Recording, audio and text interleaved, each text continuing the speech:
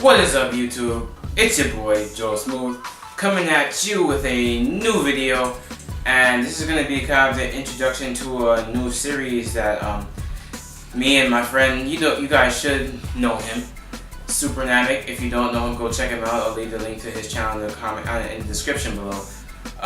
Check out his videos. I think you'll like it. He does a lot of Dragon Ball Super videos and a whole bunch of other stuff. So check him out. And if you like it, subscribe. I'm pretty sure you guys will like it.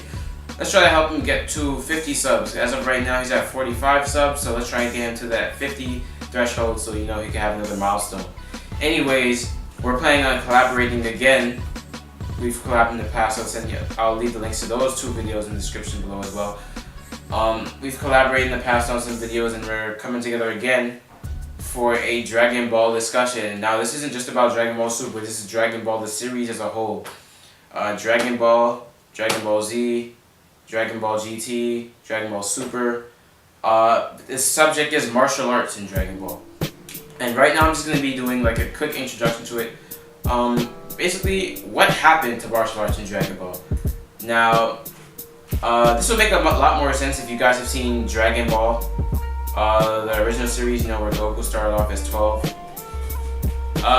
If you guys seen Dragon Ball, you know what I'm talking about. Look at the fighting in Dragon Ball, look at the fighting in Dragon Ball Z or GT, and then look at the fighting in Super. All three have pretty different styles of fighting. Part of this is due to choreography from the animators and everything like that. But another thing is that their style actually has changed. Now we're gonna be getting into the specific styles that individuals use later on. I'm just going to be talking about martial arts as a whole in Dragon Ball.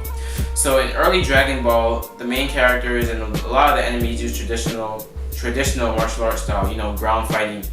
And if you guys know, in regular martial arts, normal martial arts, you get your power from the ground. It sounds weird, but you get your power from your punches in the ground in real life. Like say for a boxing right straight, if you're right-handed like me, your stance would be something like this. I can't really show you the full body demonstration, but basically to get the power of your punch, you would rotate your body and turn your hip as if it's on axis, and you rotate and put that power to the punch. Use the power from your foot, which is on kind of on the ground. Use it is kinetic energy, the right term, and you shoot all your energy out and it leaves in the punch.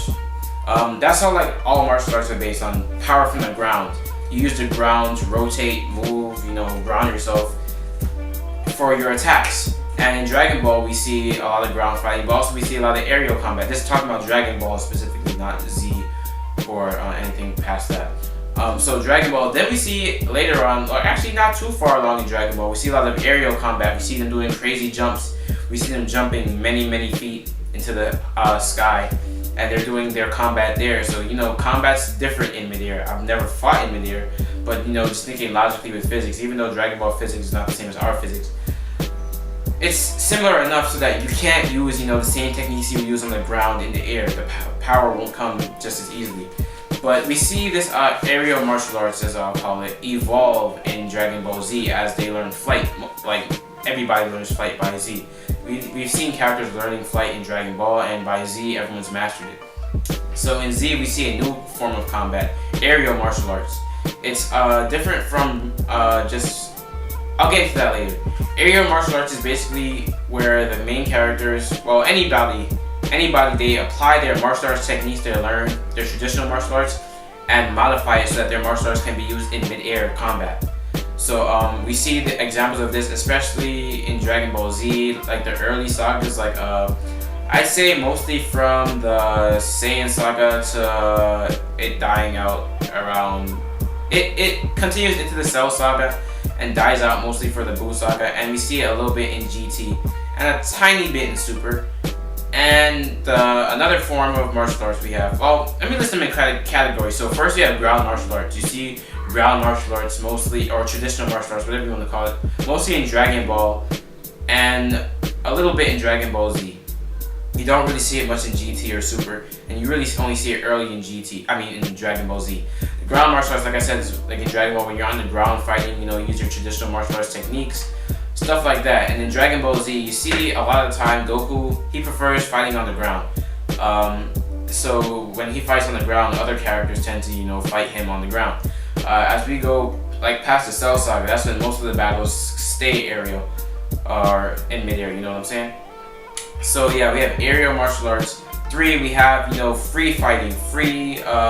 This is basically, it's not traditionally a martial arts style. It's just you do whatever you do to win, to fight. It's no specific techniques. You just do what you do best. Hit, punch, punch. You know, the typical Dragon Ball Z flourish. Punch, punch, punch. Kick, punch, punch, punch. Kick. Something like that. I'll show you examples of all these things while in the video. You should be seeing examples of each thing as I say it.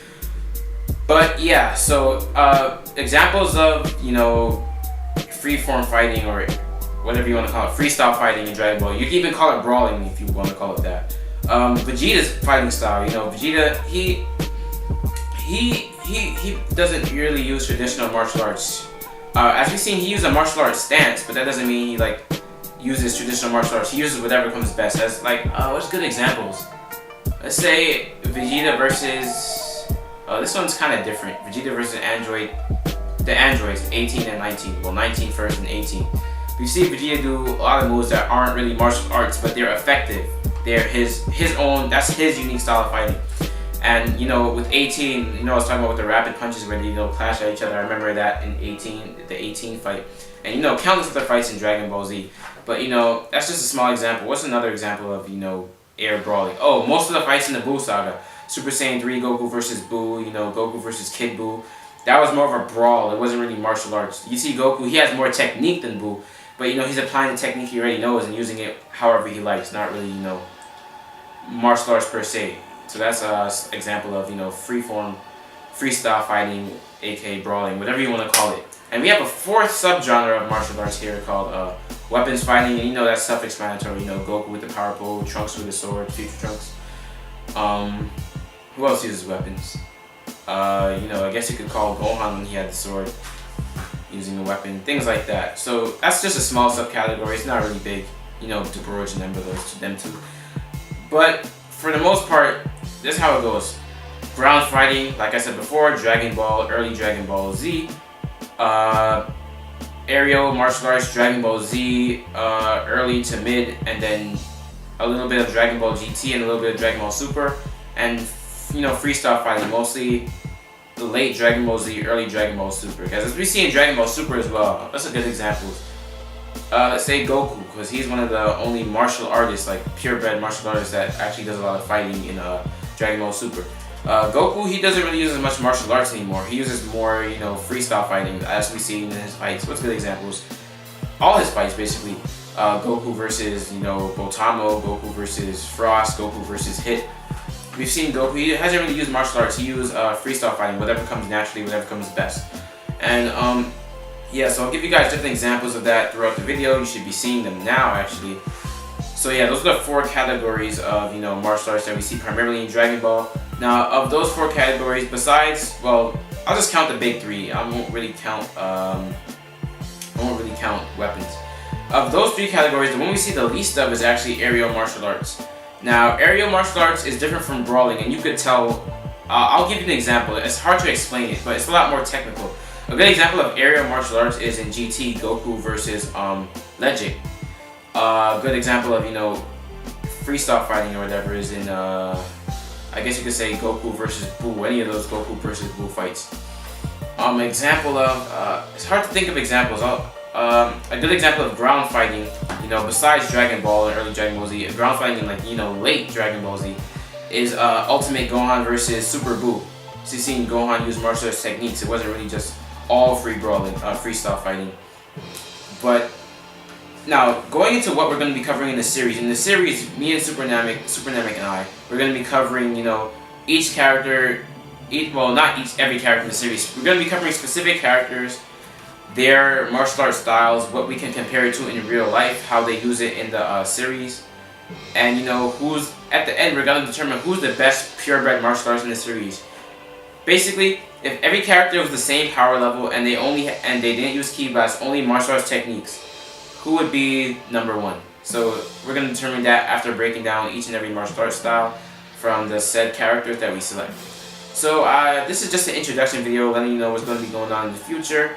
And you know, I like to think about martial arts in Dragon Ball. I'm a martial arts fan. I like martial arts. I've been falling off of watching it, but I always try to you know, keep up with martial arts. You know, that's just a passion of mine. I used to do wrestling in high school.